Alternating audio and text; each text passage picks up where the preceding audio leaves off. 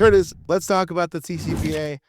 We're hearing Yeah, so many bad things and incorrect things when it comes to calling expireds, for sale by owners, and the dialer. So let's just get right into it because yeah, I want to get it. yeah. I think even since we scheduled this call, I've seen better and better information. It's almost like everybody was freaked out, so they started saying whatever they were saying. People start to get educated, and that gets distilled down. There's better information. Like you did a call with Jesse from Call Action, and he had if people go in lab coat agents. I know he posted there. He had such a good diagram to help people start to understand who can I reach out to and what are some questions I can answer. We're starting to get educated the right way, but you're right. There's a ton of misinformation. And there's a ton of fear around that. There's a lot of companies using fear to say, "Oh, you can't do this or you can't do that," so you might as well come spend your money over here. We're seeing a lot of that in the industry. You know, and that just create some information. So I'll jump in and talk. The first question that everybody's asking is well, let me just talk about the TCPA. TCPA came about in 1991, and I'm not going to rehash everything here because I know you've done that a bunch of times on webinars. It's really designed for call centers who were using robo dialers on ATDS, which essentially was a computer that would randomly pick numbers or sequentially pick numbers like 0001, 0002, 0003. And so randomly make up numbers or sequentially dial through every possible number. And they were trying to prevent that. Unfortunately, those laws are being applied to real estate in a way that is unique in that we really don't follow that same practice. In fact, the majority of the technology that we have in real estate does not tend to fit the definition of what the TCPA is saying is an auto dialer anyway. So let me insert, because I should have at the beginning. I'm not an attorney, so although I've spent a tremendous amount of money with attorneys, that doesn't make me one. So of course, this is not legal advice, and we want everybody to reach out and seek your own legal counsel, because these things are changing all the time, and you need a good resource to make sure that you are staying ahead of things on all of this. Um, so what does that mean for us? Because you asked about expireds and FSBOs, and of course, RedX, we've been around since 2003 with a lot of expired and for sale by owner data for the last 22 years. So here's what people need to understand. You can still call anyone who is not on the do not call list, as long as you are manually calling and you are not using any sort of pre-recorded message or AI. So now the question is, okay, well, manual dial, what does that mean? Well, manual dial is anything that is not an ATDS as defined by the TCPA. So an ATDS is a system that has the ability to generate and store random or sequential numbers, and then the ability to call them without human intervention. And that is just not most of the dialing technology that we use in our space. Most of the dialing technology associated with the CRMs and things is in our opinion, and we've consulted a lot of attorneys, did not meet the requirement for the federal TCPA ATDS. But you know what? All of the lawsuits and fines in real estate are typically they're not around the technology that's being used anyway. It's around the do not call list. So that's where the biggest risk is. So I have some information for people, because already people are like, well, great, so I can't call because everyone's on the do not call list. Actually, we have 829 million phone numbers in our database, and less than 50% of them are on the do not call list. And so as we went out to right, so as we went out and did some research with some dialing technology to look at connection rates to a list of phone numbers that is not on the do not call list is within 1% of connection rates of the phone numbers that are on the do not call list. So what people need to understand is that our the business practice of trying to reach out using the telephone to get to know people that you don't know, so that you can get to know them, so that you could do a transaction with them at some point, is not gone. And if you are going to use the telephone, you can use this telephone, and you're going to have the same amount of connections by being compliant and not calling people on the do not call as you would if you were just calling any random phone. Makes sense, man. The thing that I want people to understand too is there's there's the do not call list for a reason, right? Like we're telling everyone, don't call people on the do not call list. That world is completely done with. Your job is to attract people specifically through the tools that you guys created as well. I mean, we haven't even talked about ad builder, but the ability to attract everyone that expired for sale by owner, geo-targeting for rent by owner, everyone, and instead have them come to you. That's the world that's what makes your product so amazing, right? Because yes, I can still dial and we still do, but those other people and those people as well, bundle them all up, target them and bring it back to you. That's the key. Right. Couple more things, and there's already some questions, right? Right out of the gate, somebody said, "What about a three-line dialer?" And some of these other questions. So let me repeat again. The new, some of the focus of the new 7 days from now is no pre-recorded anything if you don't have consent, and that's whether they're on the do not call or not. So if there's a pre-recorded voicemail, then you shouldn't do that.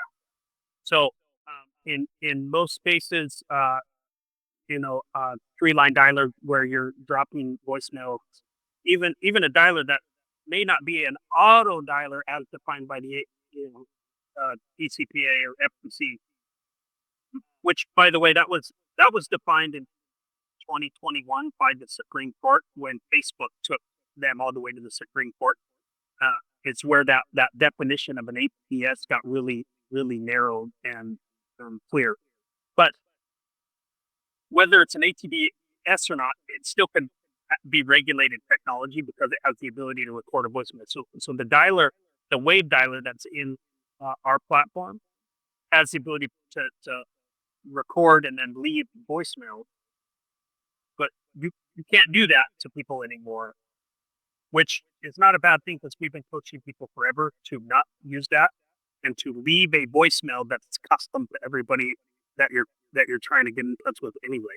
Right? There's a big difference if I leave a voicemail for you and I say, "Hey Tristan, I'm on, for this reason," versus, my name is Curtis from ABC and it did some generic voicemail. Well, if this is not a thing, it's gonna actually increase people's results if we're using the phone anyway. Got it. Can we make one distinction though? You said it a few times. I just want to reiterate it. This is if you don't have permission, guys. If you're getting Yep. leads that are coming in and that are giving you consent, right? That consent is open. It's done. Like you got it, right? So make sure that you are getting the consent and then you can plug them into slide dial. You can plug them into everything else because you specifically asked for that consent. Just make sure that the consent includes all of the new things, right? Which we went over in the last webinar and the previous one as well. So same thing with Zillow, same thing with realtor.com, Z-Buyer, Revel Up leads, every type of lead. They're coming in. Just make sure with those companies that you do ask those questions. I'm assuming, right? This is just an assumption. I'm assuming that the big boys, the big girls, they're already done, right? They've already like buckled it up and they're like, yeah, set it up with their attorneys. Writing's already there. So just make sure and then run it through your brokerage obviously. Let's see what other questions we have. So slide dial. Oh, here's a good one. Scott says, what about dialers that self-create phone numbers? So I don't know what he means by self-create, Scott, but if you have a dialer that is generating its own phone numbers and without human intervention, then my opinion would be that that would meet the ATDS definition. Um, but if you have a list of prospects and you scrub it against the do not call, so you need to use a platform that scrubs against the do not call. And really, you should be using a platform that scrubs everything against do not call, not just certain lists that you're importing, but just it's a good idea to kind of scrub everything against do not call. But if you have a list of leads that you're saying, hey, okay, or prospects and say, hey, I want to call these 5 people, and you load that into a technology that is, you know, that's not the same as self-creating. So, but seems like to me, self-creating is they have the ability to generate phone numbers, and they might be random if it's self-creating. So that would probably be an APDR. That makes sense. So, All right. uh, yeah. Next question. Somebody's asking about do not call must be both state and national. Some states, not all, but some states have a do not call. And yeah, you could get that and upload that into a system. If you're using our system, you just upload your state one there, and then it would scrub everything against that, including your personal do not call, because one of the new requirements, or it's not really a new requirement, but where some focus is being put in the new changes is on your honoring somebody's request to not receive any phone calls. So they're if they're not on the do not call and you did not call from an ATDS and you get a hold of them, but they say, hey, don't call me again, you need to honor that and do that. So you need to be able to have a system that has that blacklist or personal do not call list in there so that you can more easily honor those opt-outs. That's true. That's true. All right. Here's a good question, Scott. Good job, Scott. You have some good questions, man. What about expired and for sale by owners that have implied consent by virtue of their behavior and situation? But that Scott's clever, and you should talk to an attorney. There is no implied consent because of their behavior by being listed on the MLS and expiring. Depending on what state, there's not even implied consent with the FSBO, depending on your state. Some states are, it's a top, and I'm going to speak openly again, inserting my disclaimer that I'm not an attorney or giving legal advice. But here's what's ridiculous. In my state, in Utah, Tristan, if you listed a bunch of cubicles for sale as somebody and you're on the do not call list, and I call you from Red X to buy those cubicles, I'm technically in violation of the do not. So, which is ridiculous because I don't have permission to call you because I'm a business, right? And I don't have permission to call you because you're on the do not call, which is silly. And also, when you look at that, you go, well, what is the likelihood that if you're selling cubicles and I call to buy them, that would result in you wanting to sue me? Right? It's pretty unlikely. What's more likely is that there is a bunch of, you know, I don't want to say entrapment because that has legal connotation, but how about we just call it TCPA traps? There's lots of people that just put their phone number out there in every way possible, trying to get somebody to violate it, so that they can try to go make their $500 or $1,500 little settlement agreements on there. So some risk in that. So there's no implied. It's better. And again, if connection rates are the same, just don't call people who are on the do not call, and don't use pre-recorded messages and don't use AI calls to people that you don't know. All of those things are allowed if you have consent or EBR, established business relationship, which there's two ways to have established business relationship. If someone inquires about your products or services, that's the 90-day window for a business relationship, in which you have 90 days. Everything we're talking about doesn't apply anymore, except, honoring the opt-outs and doing that. You have a contract or a payment, then you have 18 months. If they were your customer, you have 18 months where you can reach out to them unless they ask you to stop, right? So, um, so establish business relationship, which is why Tristan, um, what you're saying is so relevant is that I used to come on with you, Tristan, on these webinars, and I would say, "You're a real estate agent. You don't want to have to be a digital marketer." And over the last 5 years now, I'm saying, if you want to be a good real estate agent, you got to be a good marketer. You got to be a good digital marketer. You have to know how to put your brand out there and attract people to you in a way that gets you established business relationship or consent, so that you don't have to worry about all of these things. Which is why we have the social media integrations and the postcards and all these things, because 43% of expireds are going to list or relist, and you want to go after a high list audience. And you want to do it in a way that you're not afraid of you know violating or getting some fine slapped on you. So you have to adapt to the way that they want to receive their advertising and messaging. I agree with you. And I'm going to address a question because Alexandra, and Scott brought it up. And look, by the way, I'm seeing it too, everyone. I'm also seeing the opposite, which is this. And it's, hey guys, listen. By the way, I'm playing around, okay? I'm not an attorney. They're saying, hey everyone, look, listen, TCPA, no problem. Not a big deal. And you can still call the do not call. And in fact, that's where all the business is, right? And they'll tell you this behind closed doors. They'll tell you behind closed doors, Right. right? And look at the world that we're in right now with NAR getting lawsuits, with attorneys targeting us, targeting the consumers. They're just collecting all of this information to come after our industry. Do you want to be one of the people responsible for your brokerage getting sued and you? Because the world that we're in is changing. Don't be an ass and do not call list.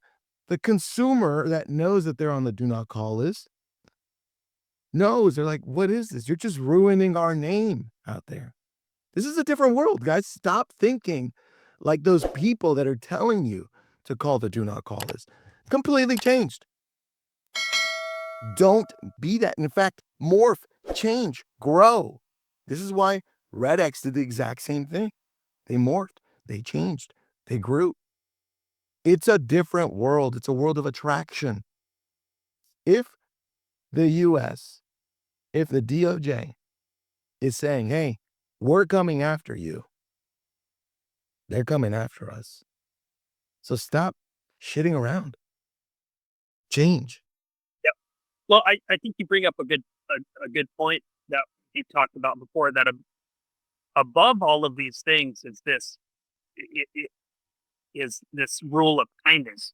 And there's fascinating studies of doctors who will just spend like 30 seconds longer with with each patient, and how much less, it's like exponentially less malpractice lawsuits that they have for just a few seconds longer with each patient.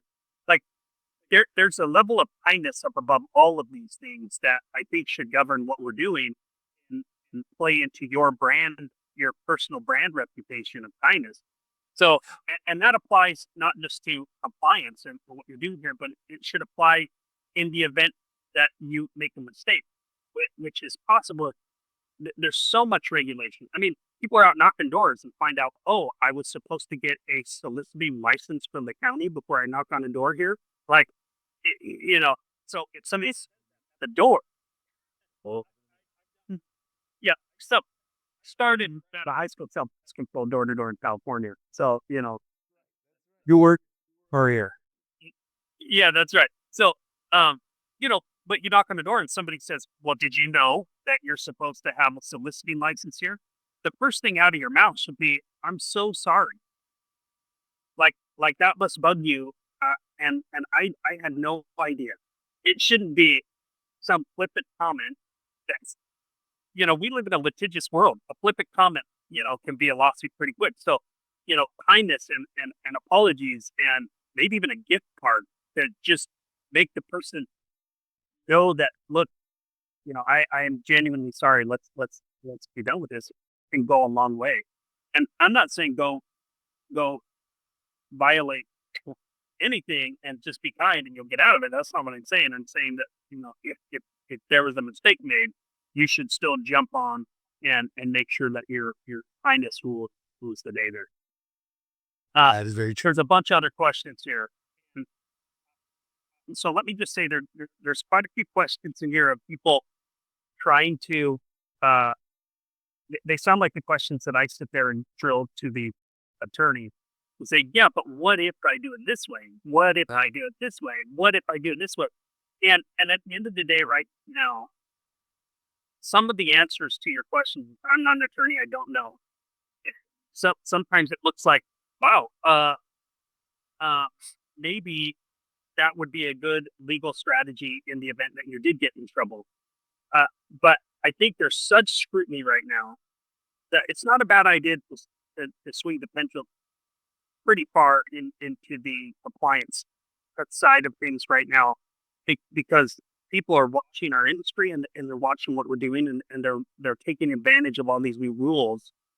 And I think there's going to be a lot that happens in the next 12 months until this thing kind of stabilizes of where where things are at, and more precedent set reports and things like that. So I would say, instead of trying to find a loophole, I would start looking at, okay, well, I can call someone who's not on the do not call, as long as I'm not using AI, and as long as I'm not, you know, um, using an ATDS.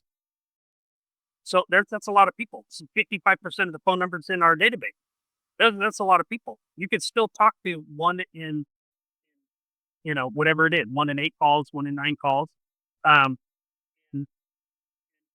so you're having a lot of conversations with people who are still on a list of expires, cancel, or sell by owner, or in foreclosure, or these high percentage of these people are going to list. So you still want to reach out. But the other thing you should do is go, okay, well, now I should probably start sending some postcard mail. And direct mail right now is hot. And direct mail got to the point where everybody just threw every junk mail was so crazy. But now people get a postcard and they look at it, even if they're looking at it before it goes in the garbage, you have more of a chance of exposure with a postcard than you do a cold text, that could get you in trouble. So maybe start thinking about postcard. Maybe start thinking about social media and targeting the people in these, the lists on social media with the right kind of message and the right kind of videos, so that they'll reach back out to you. As a side note, every postcard you should have like a QR code, so that people scan it, because you want them to inquire about your services, that can establish a business relationship. And then everything we're talking about is now you're good. So, Yeah. let's see you Well, go. Keep asking your question. All right. So here's a good one. This is specifically for Red X. Okay. Are the numbers on Red X that aren't on the DNC actual legitimate numbers associated with that person? Often I found like 10 numbers for one person, and only one is the current number for that person. I've never used your dialer. I've used another competitor. Yeah. So, in our system, and I don't want to go too deep in our system for tech support for everybody else that's on the call. That wasn't the point of the call. But briefly, we are finding phone numbers associated with the homeowner of the property, regardless of where they live, right? So, and they're ranked in order of competence. And so if there's 6 phone numbers, the 6th one down is we're the least confident that this is the right number than the company.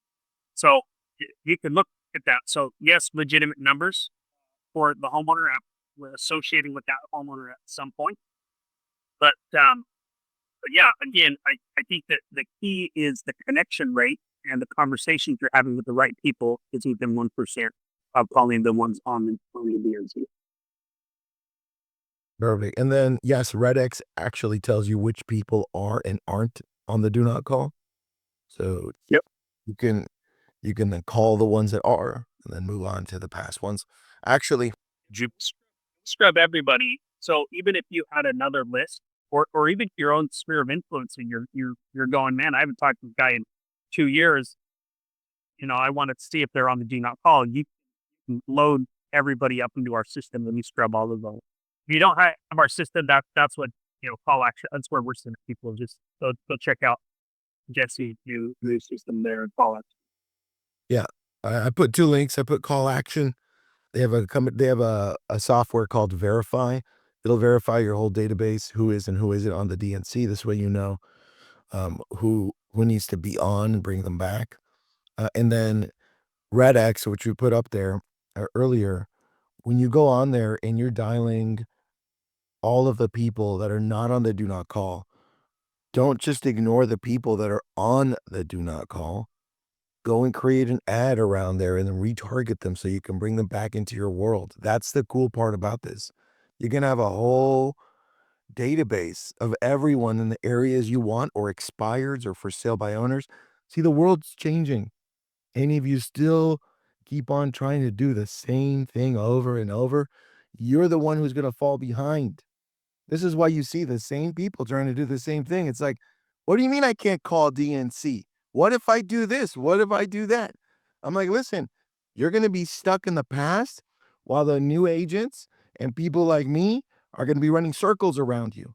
So stop it with your crap. Like, start using the tech that's there. I maybe I said this on when we've been chatting too, but when Facebook ads were pretty new, and everybody one started freaking out that, oh man, you're going to ruin social media by charging money on your ads in this way. But in the beginning, you could target a single person, and I know that because I was helping agents grab the Google Street View photo of someone's house and making an ad that said your home came off the market last night, and we would target it an expired listing with that ad. Really high click through and conversion rates on those ads. But that lasted like a week before they were like, okay, we can't allow you to target single human beings. And they expanded that, then they expanded it, and then they expanded. Well, if people are like, well, things change, so I'm just never going to do Facebook advertising again.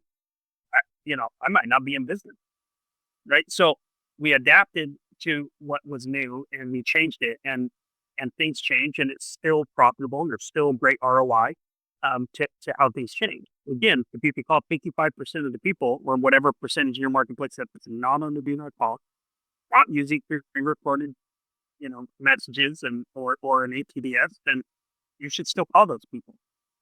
And then you should do all the other marketing and things to everyone else to go after them. I do want to address um, something else here. Another Scott comment here. I like this. I like Scott. Yeah. Everyone's saying business as usual. And the coach saying it's a business decision. So let me just speak to that because I don't disagree in the business decision.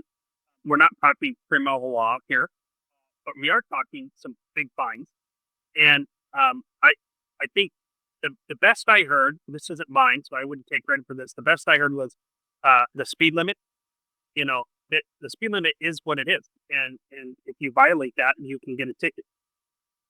And you have to make people are making personal decisions every day of whether I'm going to violate it or not. And the person that might be 5 over might be even at less risk, even though they're in slight violation, might be at less risk. The person going 40 over is probably at greater risk. And I would say right now, your greatest risk would be calling an expired listing that's on the do not call the day they expire. That's like a school. That's like you going double the spin limit for a school job, right? Because we all receive unwanted calls every day, and none of us are calling up an attorney and starting a class action lawsuit. But with expired listings, if people are getting 100 phone calls, in one day, that's enough to really cause some problems. And almost every class action lawsuit that I am aware of, and I try to read every single one inside of real estate, is centered around the do not call with expired. right? So, how much better is it that that expired listing is scrolling through Facebook and they see a video of you that says, Here's the top 3 reasons why homes are not selling in this market." They're going, "That's interesting." And they're trying to figure out why the home isn't. It's a better way of doing business. So, yeah, I think there is a lot of people that are in a business as usual, and, and some of those people are gonna create the precedent to clarify a lot of things for the rest of us while we kind of wait to see the dust settle. They're going to create future problems for us to complain in the future. Yeah. Uh, Leah's asking in the cubicle example I gave if there's no email, is that still okay? And I think my example there is state specific, Leah, to, to states where buying or selling whether you're calling to buy or calling to sell is both a solicitation call. That's pretty rare. I don't know how many states have that. I brought it up because it's a ridiculous example of why there needs to be more clarification around all these laws. But to answer your question directly, no, there's no workaround. And this is where some of the danger is I can go put my phone number on and put it out there and wait till I get calls and then try to make money from it. Which which in my opinion, which people can think about, this is logical to me. I think your greatest risk in your business is the 90-day established business relationship that's coming.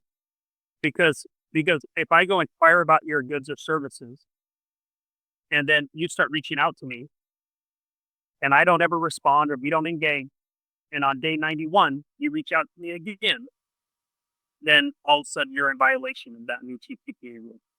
And how easy is it to get someone to make a mistake on that one?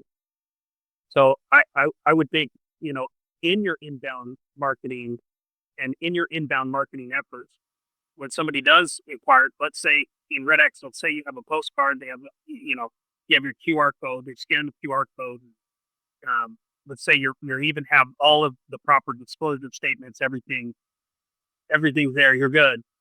Well, you have to make sure you have that detailed, and then you got to make sure on day 91 you're not reaching back out to them. So in most cases, people might use a CRM integration, take that contact from our system and put it into their nurturing system. Just make sure that it's tagged properly so that you're not reaching out to anyone. And that sounds complicated. I'm not trying to create fear. Once you put the systems in place, it's easy. You just got to put the systems in place. That's it. Keep going. Can you share? Oh, that's for Rick. All right, Rick, that's for you. What else do we have? Texting for everybody else that didn't see that message from Patricia. The TCPA does affect texting, mass texting, and calling. It does not affect email. So you're okay with email. Just follow those rules, okay? Because there are rules for that as well. There's that. Anything else we're missing? Gary said thanks. What's up, Gary? Nice to see you here, buddy. If you had a hard time hearing either me or Curtis, don't worry. When we upload it to YouTube, we'll fix up the audio a little bit, enhance it, and it'll be ready later today. Curtis, enjoy Orlando. I know you're heading over to Inman. You're going from like nice weather to snowstorms. So Right. have a lot of fun. Thanks, everybody. Hey, everyone can reach out to me on curtis@redx.com. We have quite a few blogs on this stuff right now, and we want people to be compliant. We want to help you still get listings because just to leave everybody with the opportunity of why what we don't want is people to go, well, I just won't work expired listings anymore. And I go, the problem is there was almost 150,000 properties in the country that came off the market in the first 2 weeks of January. And we look at the statistics of who is going to relist. We just look at 2024 data. Then that's almost $400 million in listing commission that is going to be listed from these properties that went off market, with 43% of it being with a new agent. So they're $200 million in commission for new agents that are doing the right kind of marketing to expireds and cancels that are coming off the market right now. So don't let TCPA follow the rules, but don't let it stop you from the data, which is a really good list of prospects to go after. Same with FSBOs and foreclosures and vacant rentals and absentee owners and everything else that we do. So just put the right marketing things in place. So, and with that, thanks, Tristan. Thanks for having me.